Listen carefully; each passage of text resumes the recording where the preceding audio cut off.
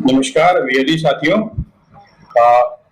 आज की मुलाकात के क्रम में मैं अश्विनी शुक्ला, बैंकिंग सेवा सीएससी उत्तर प्रदेश से, और हमारे साथ साकेत सर हैं जो हमारे दिल्ली हेड ऑफिस में आईडीबीआई बैंक को देखते हैं। तो हम दोनों आपके समक्ष उपस्थित हैं आईडीबीआई बैंक की सर्विसेज पे चर्चा करने के लिए। कैसे आपको काम करना है। अभी बहुत सारे लोग कॉल कर रहे हैं। साकेत जी, सेंट्रल ऑफिस के पास भी जाता है, हमारे पास भी कॉल्स भी आती हैं, मेल्स भी आती हैं, जो अभी आईडीबीआई बीसी बनना चाहते हैं। तो इन सारी चीजों पे आज चर्चा करने के लिए वीएलई साथियों, हम और हमारे साथी साकेत जी उपस्थित हैं। हम लोग चर्चा करेंगे और आपको बताने का प्रयास करेंगे कि कैसे आप यहाँ पे बनेंगे। तो चर्चा शुरू करने से पहले, अभी तो बहुत बड़ी संख्या है जो हमारे बीसी बनना चाहते हैं आईडीबीआई बैंक के, दूसरे बैंक के साथ साथ। इससे बड़ी संख्या हमारी ये है कि आप लोगों को मैं साथियों बताना चाहूंगा कि उत्तर प्रदेश में 400 से अधिक अपने वीएलई हैं जिनको हम लोग आईडीबीआई बैंक का बीसी बना चुके हैं। लेकिन दिक्कत की बात ये है, अभी और बनाना चाहते हैं। ये 400 की जगह ये 4000 और 40,000 को बनाना चाहते हैं हम लोग। लेकिन अभी जो समस्या है वो समस्या ये है कि जो ट्रांजेक्शन बेस है वो बहुत छोटा है, उतने लोग ट्रांजेक्शन नहीं कर रहे हैं जितने लोगों का होना चाहिए। तो अभी जो ट्रांजेक्शन है वो 400 लोगों में से कोई 150 लोग हैं, 200 लोग हैं जो रेगुलर वे में ट्रांजेक्शन कर रहे हैं। तो अभी बाकी लोग ट्रांजेक्शन नहीं कर रहे हैं। तो ट्रांजेक्शन करने में जो समस्या आ रही है, पीछे आप लोगों के द्वारा बताया गया था, कुछ हमारे सर्वर की स्लो होने की समस्या थी, कुछ ट्रांजेक्शंस लेट से होते थे दूसरे प्लेटफॉर्म्स के मुकाबले, या कुछ एक साथियों ने बताया था कि कुछ एक ट्रांजेक्शंस हैं जो हमारे पोर्टल पे नहीं हो रहे हैं, दूसरे पोर्टल पे हो जा रहे हैं। तो ये चीजें समय पे समय बैंक को बताई जाती हैं और काफी हद तक बैंक ने उसको सुधारा भी है। और आप जो लोग काम कर रहे हैं, निश्चित रूप से आप सभी लोग महसूस कर रहे होंगे कि एक अच्छा चेंज हुआ है, एक अच्छा परिवर्तन हुआ है, और विद इन 40 to 45 सेकेंड्स एक ट्रांजेक्शन परफॉर्म होती है। तो अभी साकेत सर, जो उत्तर प्रदेश में जो लोग अभी काम कर रहे हैं उनके कुछ एक प्रश्न होते हैं, तो मैं चाहूंगा कि आप उस पे एक बड़ी सिलसिलेवार प्रकाश डालें।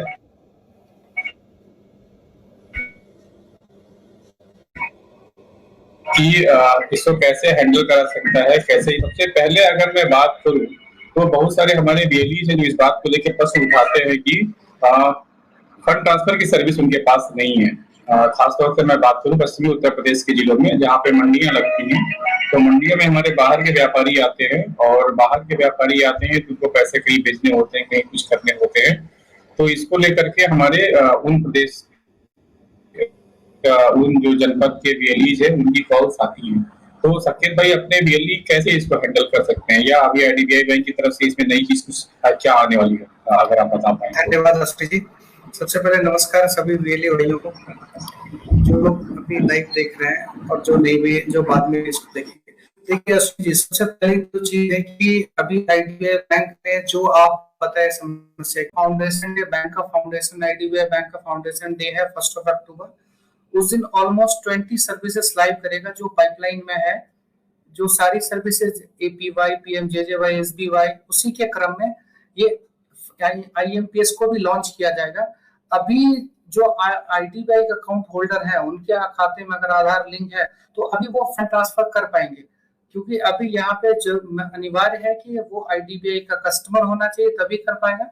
लेकिन जब आईएमपीएस आ जाएगी तो ये अनिवार्यता भी खत्म हो जाएगी। तो ये बहुत जल्दी ही हम इस प्लेटफॉर्म में ऐड करने वाले हैं 1 अक्टूबर को।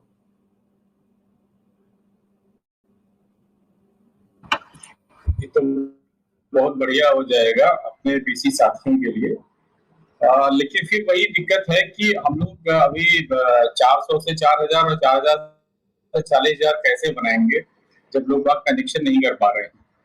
तो जो लोग कनेक्शन नहीं कर रहे हैं वीएलई साथियों, मैं आपको बताना चाहूंगा कि सीएससी प्रधान कार्यालय की तरफ से निर्देश दिया गया है कि ऐसे लोग जिन्होंने कोड लिया हुआ है और उनके द्वारा कोई काम नहीं करा जा रहा है, या महीने में कभी अगर फोन करा गया आपको डिस्ट्रिक्ट मैनेजर के द्वारा या एफआई टीम के द्वारा या हमारे दिल्ली ऑफिस के द्वारा, तो आपने कोई 1-2 ट्रांजेक्शन कर दिया,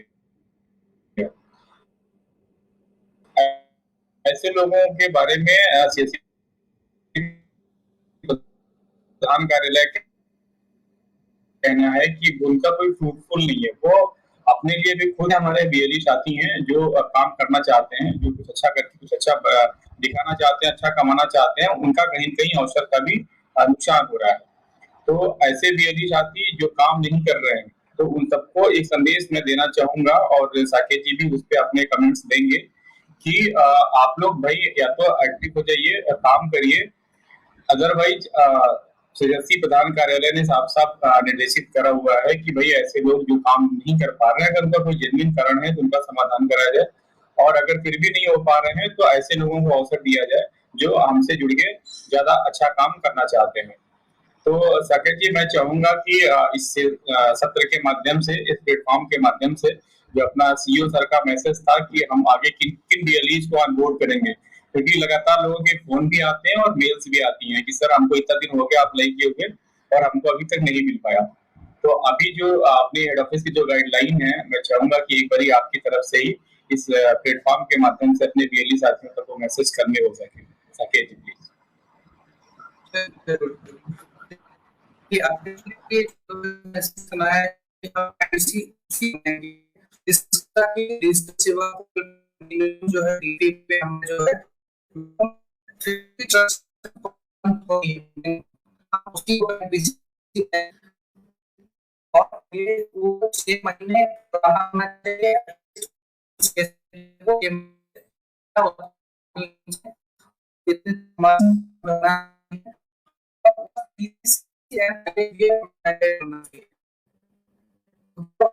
जब समस्या जो लोग बीसी बन चुके हैं जिन्होंने अभी नहीं किए, तो ये कंप्लीट करने के लिए बहुत स्ट्रगल करना पड़ता है हम लोग। तो अभी जो गाइडलाइन है वो इस बात है कि डीएसपी कोटा 50 महीने की होनी चाहिए, होना चाहिए और किसी और आगे भी होना चाहिए।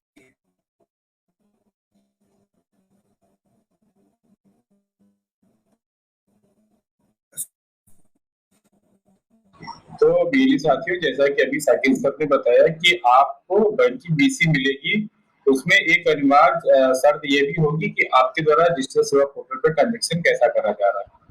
तो आप सभी से निवेदन है कि अपना डिजिटल सेवा पोर्टल पे और डीजी पे सीएससी की अपनी इनबिल्ट सर्विस है, उस पे सभी बीएलई का एक्टिव होना अनिवार्य है, क्योंकि बहुत सारी सेवाओं के कमीशन भी आपके उस पे आते हैं डीजी पे पोर्टल पे। तो इन दोनों सर्विसेज पे आपका न सिर्फ सक्रिय होना बल्कि अनिवार्य रूप से सक्रिय होना और अच्छा ट्रांजेक्शन करना एक आधार बनेगा आपको आने वाले दिनों में डीसी सर्विस दिलाने के लिए। तो कृपया अपना ट्रांजेक्शन इस पे अच्छे से रखें। अच्छा शाकिब जी, अभी ना अपना जो आईडीबीआई बैंक के बीसीज हैं या किसी भी बैंक के बीसी अपने हैं या कोई भी बीएलई जो अपने फाइनेंशियल ट्रांजेक्शन कर रहे हैं, तो उनको रिकॉर्ड रजिस्टर रखना बड़ा इंपॉर्टेंट होता है। कई बार रिकॉर्ड रजिस्टर नहीं होने से ये लोग दिक्कत में फंस जाते हैं। तो मैं चाहूंगा कि आप अपने अपने प्रधान कार्यालय की तरफ से और बैंक की तरफ से कैसे बीएलई अपने मेंटेन करेंगे, क्या उनको मेंटेन रखना है इस बार। हाँ बिल्कुल। अभी जो है आपको आप सभी को पता है कि बैंक के जो भी है उसमें रिकॉर्ड का रहना बहुत जरूरी है। बैंक का जो भी आप ट्रांजेक्शन करते हैं, अकाउंट ओपन करते हैं, बाकी जो भी चीजें करते हैं उसको आप नोट करिए। तो ट्रांजेक्शन में क्या है कि आपको जो भी ट्रांजेक्शन कर रहे हैं उसमें रिकॉर्ड मेंटेन करिए। एक रजिस्टर लीजिए, उसमें 4 कॉलम बनाइए, बहुत ही आसान है। एक तो सीरियल नंबर का हो जाएगा, एक तो कस्टमर के नाम का हो जाएगा। आधार तो हम पूरा नहीं लिख के रख सकते, तो आधार के जो 4 नंबर है पीछे के वो रख लीजिए। कस्टमर का मोबाइल नंबर रखिए और हर एक ट्रांजेक्शन के बाद कस्टमर का सिग्नेचर आप उस रजिस्टर में करवाइए। ये मस्ट है, ये उसे करवाइए। ये आपके लिए सेहतमंद है, आपके लिए है। आपको बहुत ही वो ये करेगा कि जब भी कोई दिक्कत आएगी, जैसे कोई कस्टमर क्या होता है पैसा आपसे लेके चला गया, वो जाके कंप्लेन कर देता है अपने बैंक में कि मैंने यहाँ तो पैसा विड्रॉल किया था लेकिन मुझे कैश तो दिया नहीं क्योंकि फेल हो गया, कुछ भी वो बहाना बना के अपने बैंक में कंप्लेन करता है। उस केस में बैंक क्या करती है, बैंक बीसी को क्लेम करती है, बीसी को कहती है कि भाई आपको पेमेंट करना पड़ेगा क्योंकि आपके पास रजिस्टर नहीं है। आरबीआई का पॉलिसी बहुत ही क्लियर है, जो भी बीसी के सेंटर पे ट्रांजेक्शन होगा उसमें रजिस्टर मेंटेन करना और कस्टमर का सिग्नेचर मस्ट है। तो कस्टमर का सिग्नेचर होगा तो आप बच सकते हैं। हम आरबीआई में जो भी आपकी रजिस्टर होगी उसकी स्क्रीनशॉट लेके हम आरबीआई को दे देंगे कि ये कस्टमर था, इसने साइन करके और इतना। हाँ सॉरी, एक चीज और है क्या, उसमें एक कॉलम में अमाउंट भी ऐड करिए आप कि कितने अमाउंट का ट्रांजेक्शन आपने किया, तो वो करके कस्टमर का साइन रहेगा। तो कस्टमर का साइन आप, वो चीज हम उसको बैंक को प्रेजेंट कर देंगे कि ये हमारे वीएलए ने लीगली किया है और उस पर उसका कस्टमर का सिग्नेचर है, वो कैश रिसीव करके सिग्नेचर किया है। तो ये आप सबों के लिए बहुत जरूरी है कि रजिस्टर मेंटेन करिए। ये आपको ही, आपके लिए बेहतर होगा, आपकी जान बचाएगा। कभी कोई कस्टमर कंप्लेन करता है, बहुत जगह ऐसे भी केस आए, अभी वेस्ट बंगाल में आया, कस्टमर लेके गया और उसके बाद भी कस्टमर डिनाई कर गया, फिर सीसीटीवी फुटेज देखा गया, तब जाके उसको पता चला, फिर जाके कस्टमर को, बैंक को हमने प्रूफ दिया। तो ये आप सबों के लिए अच्छा है कि आप सब लोग करिए उसको। बिल्कुल। अभी जैसे 2 दिन पहले ही कुछ सर्वर में तकनीकी समस्या होने की वजह से अपने वीएलई भाई ट्रांजेक्शन कर पा रहे थे और उनके अकाउंट में पैसे नहीं जुड़ रहे थे, तो वो लोग काफी परेशान थे। तो ऐसी परिस्थिति में आपका रजिस्टर ही आपको एक सेफगार्ड बनता है, आपका अम्ब्रेला बनता है। तो आपके पास अगर रजिस्टर नहीं है तो आपने पेमेंट करा भी होगा तब पर भी आपको दोबारा पेनल्टी के रूप में, या आप जो भी कह लें, आप चूंकि उसी गांव में रहते हैं आप लड़ नहीं पाएंगे उनसे।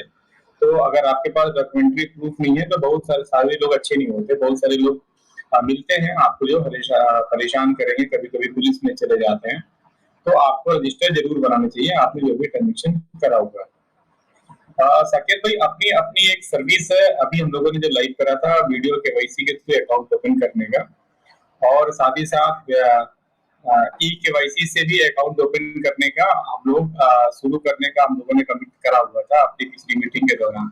तो आपसे मैं चाहूंगा कि एक तो आप वीडियो केवाईसी में क्या डूज डोंट्स हैं, कैसे ये कर सकते हैं, इसके बारे में थोड़ा प्रकाश डालें, और ई केवाईसी से अकाउंट ओपनिंग हम लोग कब तक शुरू कर पाएंगे, अगर इस पे बता सकें साकेत जी।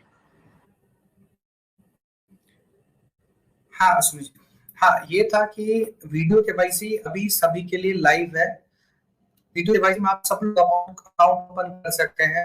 आप जब वीडियो केवाईसी के टैब में जाएंगे, वी केवाईसी लिंक पे क्लिक करेंगे तो आपको मिनिमम बैलेंस दिखाएगा as per your branch identification, branch classification.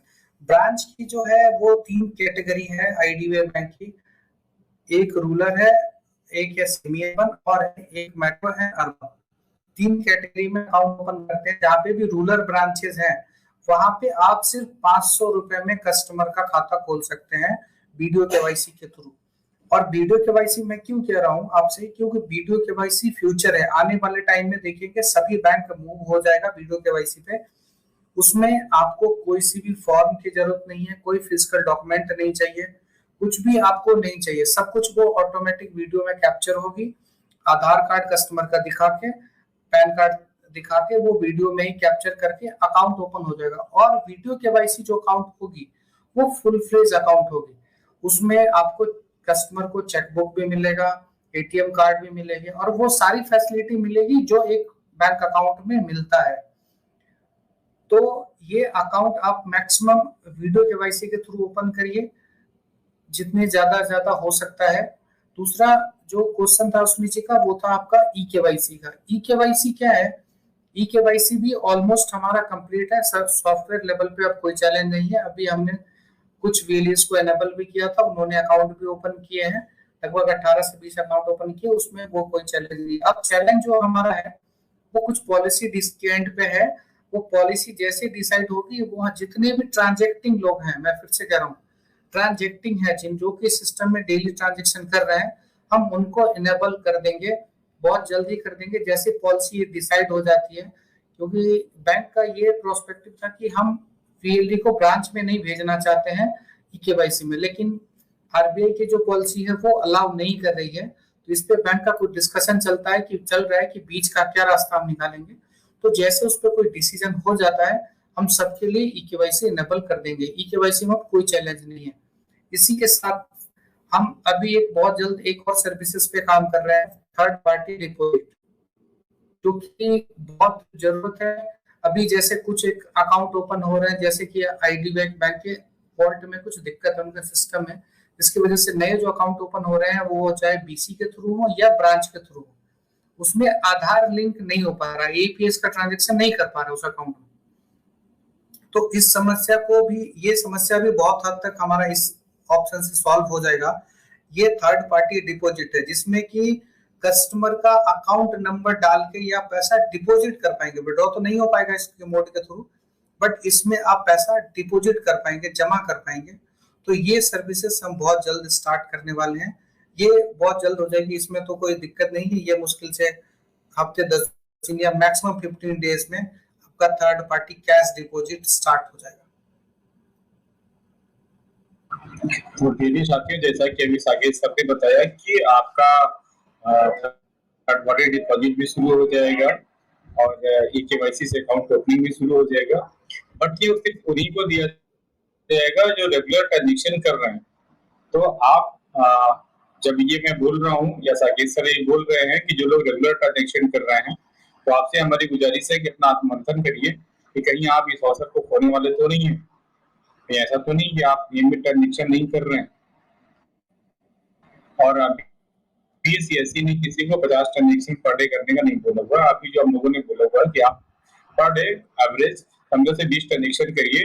और आपको मैं बताऊं 15 से 20 ट्रांजेक्शन करने से क्या होगा, जो सबसे महत्वपूर्ण चीज है, अभी मैं साकेत सर से निवेदन करूंगा कि हम लोग आपको कुछ पॉइंट बताने वाले हैं कि आईडीबीआई बैंक बीसी में आप ट्रांजेक्शन क्यों करें, आपको उससे क्या लाभ होने वाले हैं, और दूसरे बैंक से आईडीबीआई बैंक बीसी अलग कैसे है और आपको क्या फायदा मिलने वाला है। ये जो बैंक है सबसे ज्यादा कमीशन देता है।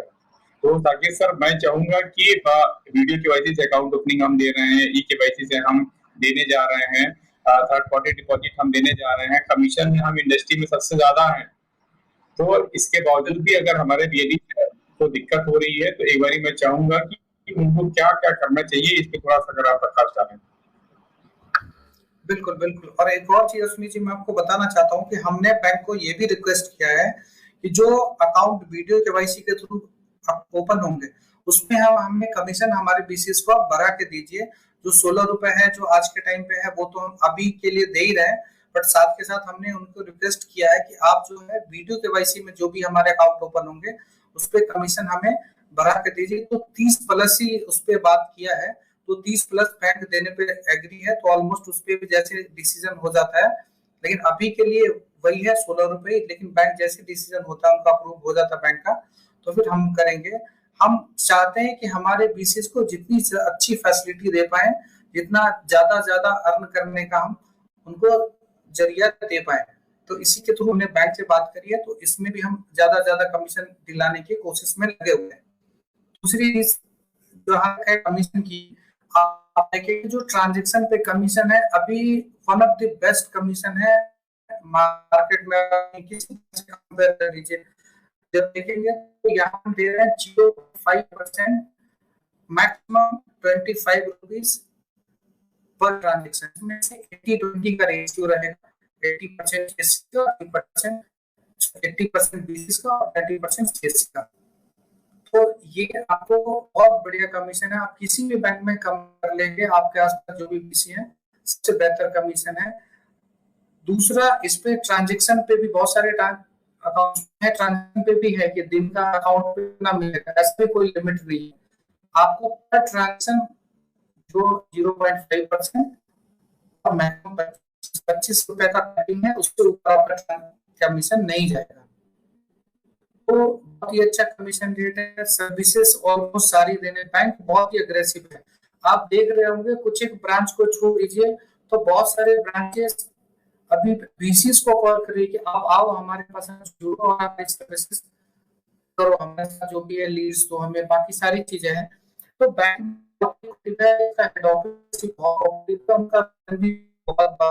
भी जो जैसे तो बनाए अभी और हमें दूर डाउन कर तो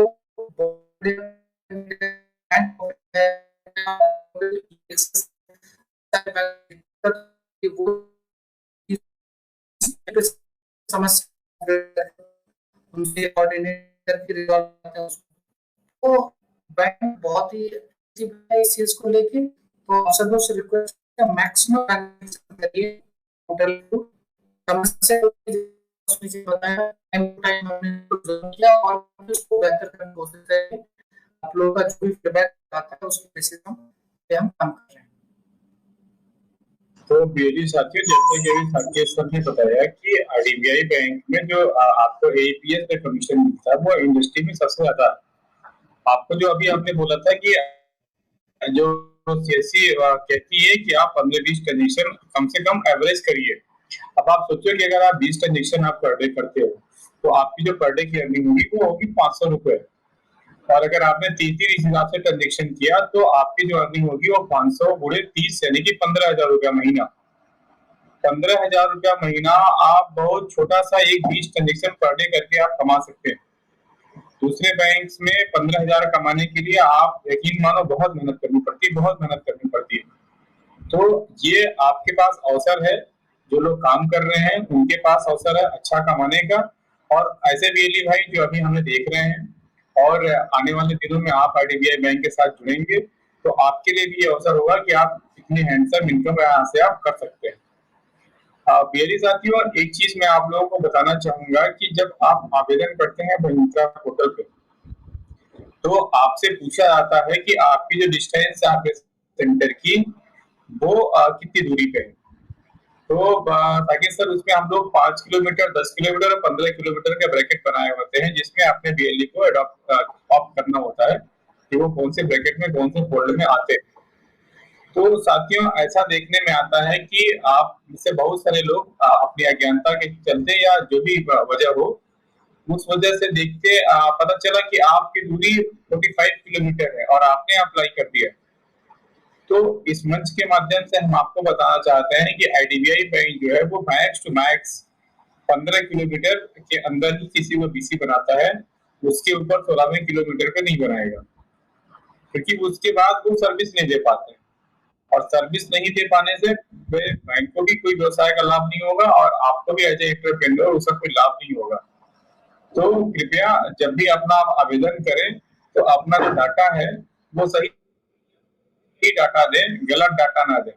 कई बार ऐसा होता है कि आप बीएलई हैं, आपके वहां कोई ऑपरेटर है, तो अभी एक डिस्ट्रिक्ट है, डिस्ट्रिक्ट का नाम अभी मैं यहाँ पे कोट नहीं करूंगा, तो बीएलई है, बीएलई के वहां ऑपरेटर है। अब उस ऑपरेटर ने आपके सीएससी आईडी पे अपनी सारी डिटेल डाल करके रजिस्ट्रेशन कर लिया और हमने उसको ऑन बोर्ड भी कर दिया।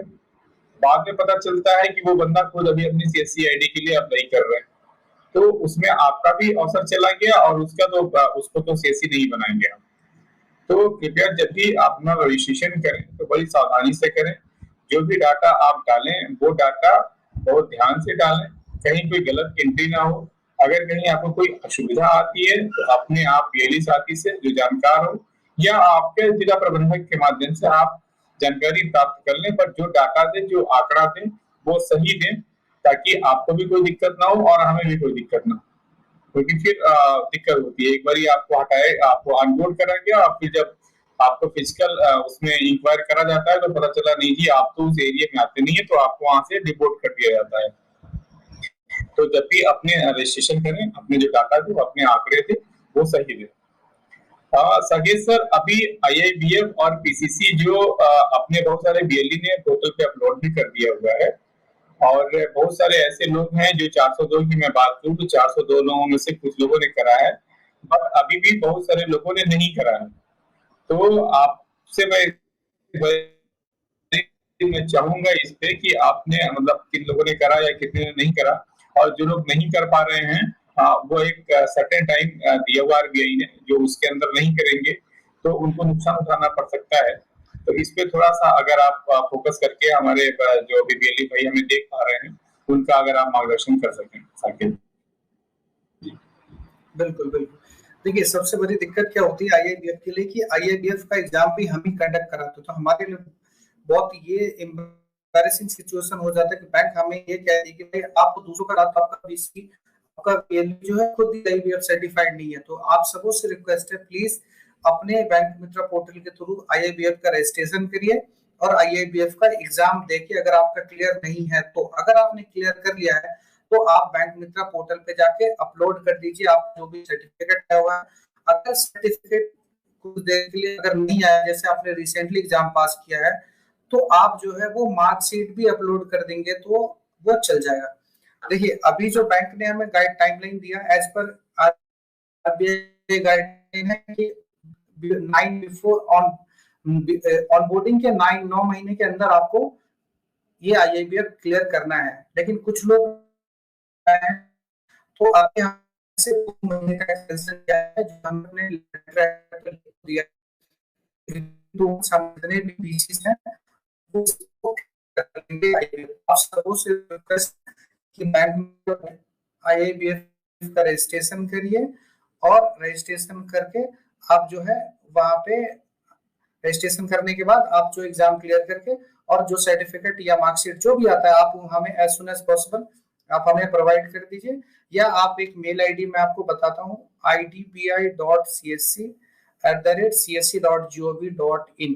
आप इस पे भी डायरेक्ट मेल कर सकते हैं हमें, जो आपका मार्कशीट आ रहा है उसको भी आप मेल कर देंगे तो हम उसको कंसीडर कर लेंगे।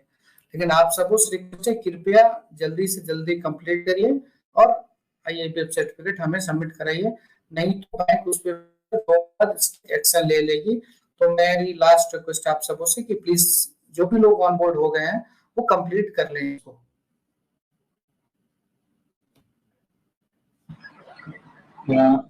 तो BLE साथियों, एक अभी जैसा कि अभी साकेत सर ने बताया अपनी मेल आईडी एक दी गई है जो हमारी हेड ऑफिस की तरफ से है। तो इस मेल आईडी का इस्तेमाल आप तब के लिए भी कर सकते हैं जब आप किसी ऐसी तकनीकी समस्या में फंसे हुए हैं कि आप काम नहीं कर पा रहे। तो यद्यपि आपके जिला प्रबंधक और आपके जो भी क्षेत्रीय बैंकिंग अधिकारी CSC की तरफ से हैं अलग अलग जगहों पे, उनकी मदद के माध्यम से आपको काम करना और काम कर लेते हैं आप, उनकी मदद मिलती भी रहती है आप लोगों को। लेकिन तब पर भी अगर कोई ऐसी इश्यू फंसता है तो आप अभी जो साकेत सर ने बताया idbi.csc@csc.gov.in इस पे आप मेल करके टेक्निकल हेल्प भी आपको वहां से मिल जाएगी। साकेत सर, एक अपने BLEs का सवाल आता है जो अभी लोग काम कर रहे हैं कि हमको इतना दिन हो गया काम करते हुए हमें कमीशन नहीं आई। तो एक बारी मैं चाहूंगा कि कमीशन साइकिल हम कब देते हैं और कैसे देते हैं, अगर इस पे भी अपने BLE साथियों को इस मंच के माध्यम से हमको बता सकें तो। बिल्कुल बिल्कुल, देखिए कमीशन का है, हमारा कमीशन ऑलमोस्ट स्मूथ है। हर जो भी मंथ में आप काम करेंगे, आपने अगस्त मंथ में काम किया तो आपको सितंबर में 25 से पहले आपको कमीशन मिल जाएगी, और बिफोर 25 हम कमीशन रिलीज कर देते हैं। तो जिस महीने में काम करेंगे उसके अगले महीने में 25 से पहले आपका कमीशन आ जाएगा। ये